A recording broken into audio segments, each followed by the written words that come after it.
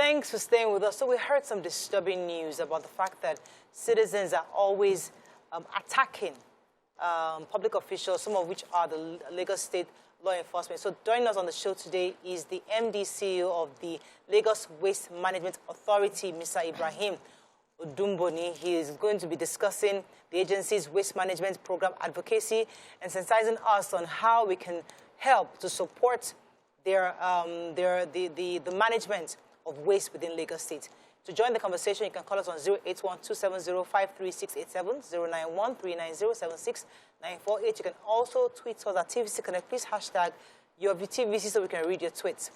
Okay, as I said earlier, we heard some really disturbing news that members of your management team have been, especially the highway sweepers, were attacked recently. I mean, I heard there was an arrest, but how secured are the people who are actually doing this work on the highways? Thank you very much, Mario. I think for us, the safety of our staff and everywhere we cover is quite important. So we have over 16,000 sweepers all across the state, plus other supporting team that works with them on a day-to-day activity. So yesterday was quite an unfortunate event, an unprovoked attack by a 32-year-old man who basically attacked one of our sweepers without any provocation at all. And immediately, I quite appreciate the support that everybody around gave, from the supervisor, because each of the sweepers have supervisors on their routes, so they have to come quickly to the aid of the victim. Wow. And then we have our neighborhood watch who partners with LAWMA as well. Everybody is zooming in to get that person to get medical attention immediately. While the miscreant that attacked the person was apprehended immediately and then handed over to the police. But it's something that we all need to be very mindful of, that not everybody can do the job that they do. So they've chosen to do that and support us in getting Lagos cleaner. They start work as early as possible. By 5:30 a.m. they are up to where they need to walk. So having someone attacking you with a sledgehammer for no reason, unprovoked attack. Was he mentally deranged? Yeah. That was my next question. He on interrogation immediately, I think he felt, he said he didn't know how it happened. Oh. So it's a very sorry case, but how sad. It will be arranged in court this morning. Fantastic.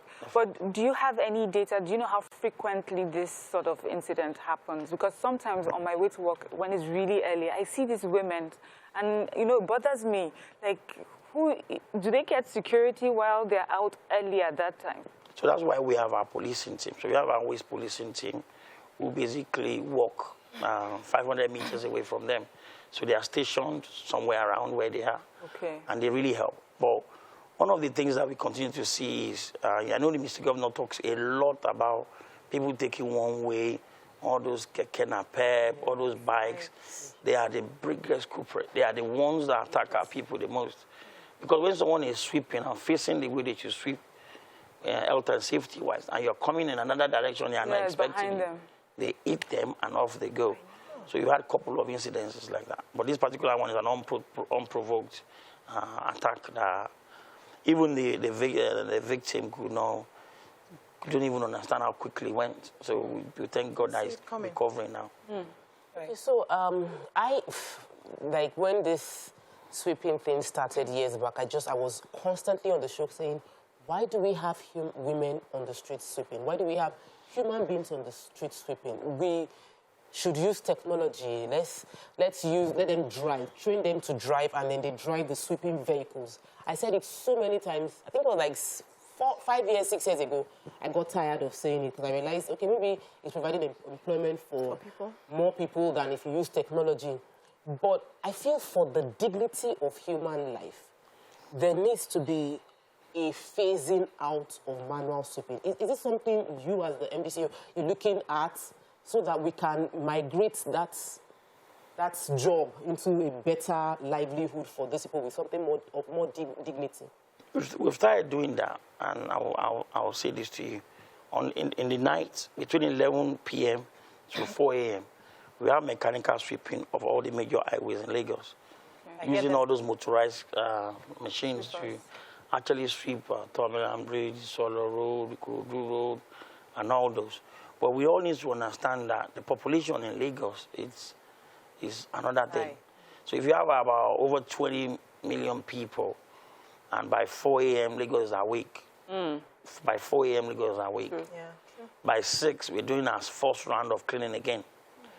Because the people that are actually waking up to migrate to various areas, people who have different habits, we just need to change. We just need to change our attitude. We really need to change it. And that's why we continue to advocate. We've been to about 21 LCD and local governments now, campaigning about the need for us to do the right thing the first time. And that's more important. If people are doing the right thing the first time, we won't have all this, won't be putting life at risk, won't be doing a lot of things like that. But more importantly, I like the fact that you mentioned that it creates an opportunity for a lot of people to earn a living. Yeah. These people have been with LAWMA for years, and all they know is how to clean Lagos. So now we are reorientating a little bit of some of them into recycling. So now, instead of them being sweepers, they're actually supporting us in the recycling in Lagos, like picking plastic, collecting it. Because you know that when you sweep at age, when you get to a particular age, you need to do something else. Yeah. So we're not just going to lay them off. It's not going to be.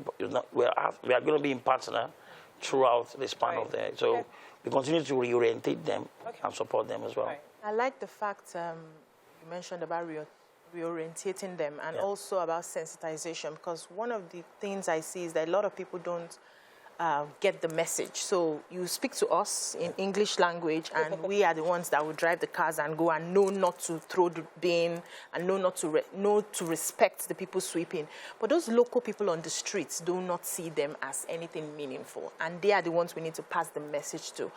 What is the plan to keep giving orientation, even at the local level, at the grassroots level, in their local languages? We need to see more things on TV in local languages so that anybody who just listens, it becomes a part of you, what you see over time. So what we've done to address that this year is, like I said, we've been to over 20 local LCDs and local governments. When we go there, we communicate to them in various languages, Yoruba, Igbo, Hausa, Egu. Because one thing about Lagos is for every part of Lagos, there's always a dominant language in different parts. So we focus on the CDAs and CDCs in those communities. And that's why it's very important that our community leaders play a vital role in waste management. Stop leaving it to the governor or stop leaving it to LAWMA. Take charge. You live in that environment. Clean your environment. Support your immediate environment. I don't live in your environment. The governor doesn't live in your environment. We have an overall responsibility to make sure that we create an enabling environment for you to have a clean and healthy environment around you. But majority of it falls on you. So the community leader, the landlord association, they all need to do something. We all really need to start doing something. Because majority of what you see, we go there, we clear it. Within 2 hours, they're back again. Then you ask yourself. I'll give you an example. There are a couple of communities, we provide them with the bins. Because we know last year, the governor gave us about 100 and something bins. We distributed it to some communities. You see community, I was in a community somewhere in Lekki over the weekend. The bins were empty. The double dino bins were empty, but around the bin, we have waste. So how do you answer that question? And the bin has been there, so they choose to just pour it on the... So what would you say, apart from, sensitizing them, advocacy and everything, what should also be like punitive measures that would be taken? Let me tell you why. Just in this last week that passed, I have been behind cars that rubbish was thrown out from a nice car and from a downfall, and all I could do was just eye them. I wish I had like something like a book camera, to take a picture and then send it somewhere where they would find them later. I had even done worse. I had picked up the dirt and put it back in their car. And the guy came out, I was saying, what rubbish? I said, why did you put it on the floor? I said, I just entered my car because we started causing traffic because of the drama. Because I was in traffic. I calmed down, put the trash right back in the car. I'm like, what's wrong with you? So we can't keep doing that. So what are you doing to help those of us that... One of the things that we've done in the past and we're bringing back again is collaboration with Neighborhood Watch. Now they have cameras that they are wearing. And then, because governors they really invest so much in the technology to support their policing of the community. So they work live cameras. So if you are caught migrating waste, you are caught throwing waste out of your car or things, they will take picture of you. And we also partner with MVVA, the vehicle registration plate number people. So basically, when anyone is caught, we use timestamp camera when you're caught. So when you see cases like that, take a picture of it and send it to LAWMA. We share the line at the end and number at the end of the program. So we have a WhatsApp number that you can always send it to. As long as you use the timestamp camera, which is the time, the location, because in prosecution, you need that. So after all this advocacy, you still have enforcement and prosecution. So like I said, last year, we jailed over 83 people for waste management. Oh. And we continue to say this in every community. Exactly. There's no space. Let me give them community service. Let them work. Let them sweep. Let them clean drainage. The reality is, waste management, you can do it with a swag. You can clean with a swag. But you can end up going to jail for doing the lead. I've seen someone jailed for throwing a bottle out of a car before. So people need to understand that there's law. This is not a lawless state.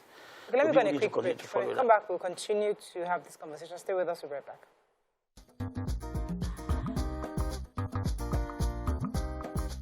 Stay tuned. Your View will be right back. Thanks for staying with us. We still have with us the MD of LAWMA, Mr. Odumboni. BC had a question for the break. Yes, so the rains have come now, and we know that most places are going to be very dirty, especially the markets. Is there any plan to help those people in the marketplaces to at least tidy that environment? Because we have some areas will be muddy, some areas are slightly flooded, and then we have the bins, the litters. Is there anything you're doing with market people? So with our markets, I think there's been a lot of improvement in the market hygiene over the last couple of months, I'll be quite honest.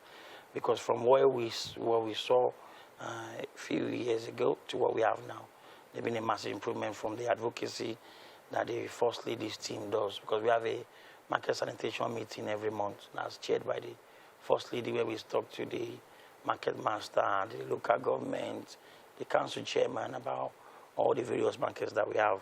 And one of the things that we've started seeing as an improvement is we know all the markets in Lagos does Thursday sanitation, but now they've embedded the habit of sweeping in the morning and then sweeping before they close for the day. And that's really improved. And also with the provision of all the bins that we've given them. So our markets, I'm quite confident that with the way things are progressing there, they're getting better and better and better. But the one key thing that we keep telling our markets as well is for markets that are in areas where they are prone to maybe markets that don't have a third floor that could be muddy or messy. So it's very important that everybody cleans and continuously. You don't have to leave it till the end of the day before you do your cleaning. I have a call from Akintunde. Good morning, are you there? Hello, Akintunde, you're live. Good morning, Morayo. Good morning. Morning. How are you? My name is Akintunde Isioma. Yes. I've been trying this line for years. I'm so excited. Good to have you on the show. People are doing fantastic work. Fantastic work. What? Oh, my Lord. I'm so sorry. I can take up there. I need to talk about the markets. The few markets that I've been to, when they reconstructed the market, there was major improvement. So I understand the part that when the market looks like a mess, it is difficult for you to want to now make effort within that rubble. But when it's built, the floor is done, there's a huge improvement in how people behave because they're in an environment that gives them a bit of esteem. But there's something else I noticed, that the trash gathers and it's so full because, especially this Ketu market here, it gets so full to the brim. I'm wondering, what is the interval with which the LAWMA comes to pick up the trash? Because you know markets generate a lot of waste. The last time I was in trade fair, it was like that too. Massive trash full of, the bin full of trash. Then when your vehicles come to pick up, they leave everywhere stinking. So when they crush that stuff, the water that comes out, the environment is stinking for days. 2 questions in one. What are we doing about it? So we continue to orientate our vendors and ourselves whenever we go to evacuate market waste or waste generally, public waste we call them. we tend to sanitize the place. Sometimes we have to fumigate because it's not easy. Like somewhere like my 12 market, you know, because it's fruits and co. The moment they are left there for a while, they start to decompose. A lot of things have to happen there. So you need to ensure that you actually sanitize the place and put maybe detergents and stuff there to kind of keep the environment sane. Also, for our markets, majority of them have bins inside. But we all need to understand that we need to go back to the days where we have organized market. There's even between having market and have this organized market. Everybody wants to be outside. The vegetable seller, the mango seller, everybody wants to be at the gate. In those days, you go to mango people are in one place. Everybody is in one place. Now everybody wants to be on the road. They want to be in front. They want to do everything at the entrance. That's our fault. So that's why it looks as if the waste is always with them, because waste moves with people. It's volume. So once you have a lot of people around, waste will come. So it's very, very important that we try to... I have a call to hold. Akita episode is back. Good morning, Akita, are you still there? Oh, that's lucky. Yes, I'm here. Yes, go ahead, please. Please, I want to talk to your guest on LAWMA, the waste disposal people. For my area here is Universal. Their name is Universal, but they are under the LAWMA. We are having this problem. They don't come to pick our refuse. You know, they promise that they do it, they will be coming weekly, but we don't see them for months. Sometimes 2 months, 3 months, they don't pick our refuse. They don't even give us bills. So we go to pay on our own. I have complained severally to them to send us bills because you need to go to bank with the bills to pay. They don't give us bills. They don't pick our refuse. Okay, Akita, so that's Okota, right? Okota area. Yes, I got Palace Way. Yes, I got Palace. All right, thank you. Let me hear respond to that now. Yes. Well, thank you very much for that. Thanks for the feedback on that. Okay, today, what we're going to do is when we have an inactive PSP like that, well, we always seek feedback from the residents, and once we have that, we act on it. So if you are saying your PSP don't come a month or two, the statutory requirement for them was to turn up for at least once a week. So in a case like this, it shows that there's a collapse of service there. So I will make sure I address that, and then we'll replace whichever PSP we have there and make sure that they are very active. Okay. Apologies about that. Thank you about that. So PSP, the vendors, there are two things. I was at an event some time back, and it was about waste and, you know, proper management of waste. And we had families and residents who say that they have moved from just, you know, putting all their waste in one bin. They are able to separate them. But those who come to pick them up, pack them up. So those vendors need to be trained. They need to be given the proper information. And then the trucks also, apart from just littering where they pack the thing on their routes, wherever they are going, they dump it on the express, and it will be there for days. I've seen it many times. You drive days after, and that trash is all on the ground. So we need to find ways to reach them as well. So one of the things that the administration of government is always trying to do for our PSP now, that we are at the final stages, to also try and empower them the same way the government empowered us in LAWMA with brand new trucks. So our trucks allows us to be able to separate immediately from source and also to contain any liquid that could be leaking. So this new set of trucks that they will be having, and we'll be doing that in phases, because majority of the PSPs have trucks that are probably old. So by the time we start changing them in phases, you start to see the new trucks around where they can separate it as a waste from source, and at the same time, anything that is dropping that will be avoided as well. Right. But one of the other things is we've asked residential properties and commercial buildings to start separating their waste from source. And our PSP, when they come to their dump sites, and when we know you are working in a residential organized estate and a commercial facility, you have to give the recyclables at the dump site. So the time where they commingle it again, that time is gone now. So all right, thank you very much. Thank you so much for joining us on the show today, for clearing that up for us. We just hope that indeed your people will be safer as you provide more security for them, because as I said, you are creating jobs for people, at the same time we also want to keep them safe. Thank you. All right. That's all we can take on this segment. When we come back, move on to our hot topic. Stay with us. We'll be right back.